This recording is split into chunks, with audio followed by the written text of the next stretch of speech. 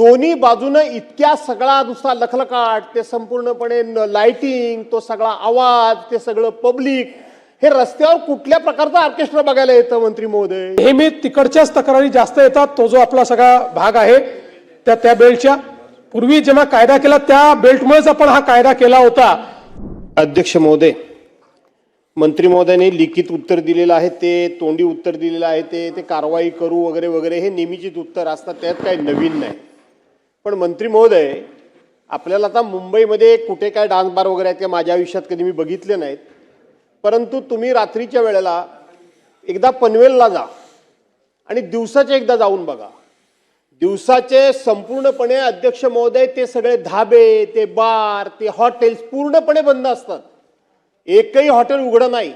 परंतु पनवेलच्या बाजूनं मुख्यमंत्री महोदय तुम्ही रात्रीचा प्रवास करून बघा.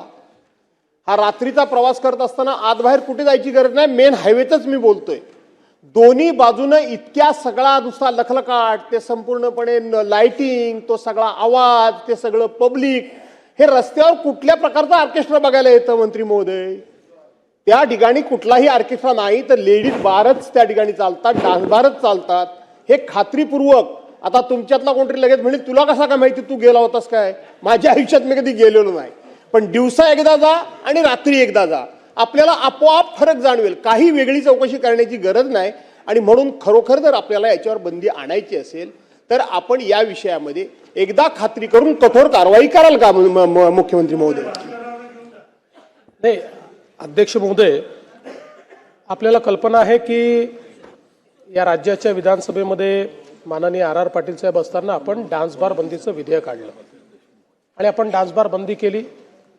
त्यानंतर सर्वोच्च न्यायालयाने ते आपलं विधेयक हे निरस्त केलं. ते निरस्त केल्यानंतर मी मुख्यमंत्री असताना पुन्हा आपण नव्याने विधेयक आणलं आणि पुन्हा डान्स बार बंदी केली. पुन्हा ते सर्वोच्च न्यायालयामध्ये गेलं आणि सर्वोच्च न्यायालयाने ते निरस्त करताना त्यावेळी हे सगळे जे डान्स बारचे मालक आहेत यांनी त्या ठिकाणी असं सांगितलं की आम्हाला डान्स बार नाही, आम्हाला ऑर्केस्ट्रा बार चालवायचे. मग सर्वोच्च न्यायालयाने त्या संदर्भात आपल्याला निर्देश दिल्यानंतर आपण अत्यंत कडक अशा प्रकारच्या अटी शर्तीचा पुन्हा कायदा केला. ज्या कायद्यामध्ये ही जागा वेगळी असेल, इथे अल्कोहोल विकता येणार नाही, त्याच्यामध्ये पार्टिशन करावं लागेल, अशा सगळ्याचा कायदा आपण केला. पुन्हा सर्वोच्च न्यायालयाने तोही कायदा आपला निरस्त केला. पुन्हा आपण नव्याने काही नियम केले आणि ते नियम त्यानंतर मात्र सर्वोच्च न्यायालयाने आपले नियमबाह्य केले नाही. त्यामुळे मुळात तर या सभागृहाचा जो उद्देश होता तो पूर्णपणे 100% बंद करायचाच होता.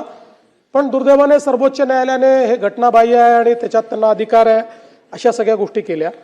पण आता कोणालाही लायसन्स डान्स बारचा नाही, आता ऑर्केस्ट्रा बारचा लायसन्स आपल्याकडे आहे. त्याचे काही नियम आपण केलेले आहेत की ज्या नियमांमध्ये ती जागा किती असली पाहिजे, कोणालाही पैसे उडवता येणार नाही, अशा अनेक वेगवेगळ्या प्रकारचे, म्हणजे पैसे उडवले तरी त्याला गुन्हा समजला जाईल असं आता आपल्या कायद्याप्रमाणे आपण केलेलं आहे. अशा सगळ्या गोष्टी आपण केल्यात. तरी देखील आपण जे सांगता ती वस्तुस्थिती तपासण्यात येईल.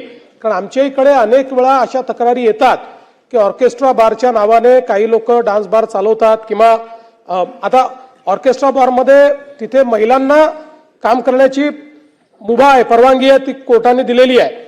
पण त्याचा काही ठिकाणी दुरुपयोग देखील होत नसेलच असं मी म्हणत नाही. मला निश्चितपणे वाटतं की एवढं शक्य आहे. त्यामुळे आपण जे पनवेलचं सांगितलेलं आहे त्याची तपासणी पुन्हा एकदा केली जाईल. नेहमी तिकडच्याच तक्रारी जास्त येतात. तो जो आपला सगळा भाग आहे त्या बेल्टच्या, पूर्वी जेव्हा कायदा केला त्या बेल्टमुळेच आपण हा कायदा केला होता. त्यामुळे पुन्हा तिथली तपासणी करण्यात येईल. आणि जसं राज्यमंत्री महोदयांनी सांगितलं की काही आपण आता कारवाई करतो, काही ठिकाणी लायसन्सेस त्यांचे आपण सस्पेंड करतो आपल्या कायद्याप्रमाणे. पण असं लक्षात येतं की सस्पेंड झालं, 15 दिवस बंद ठेवला, पैसे पुन्हा भरले की पुन्हा तशाच पद्धतीनं ते सुरू करतात.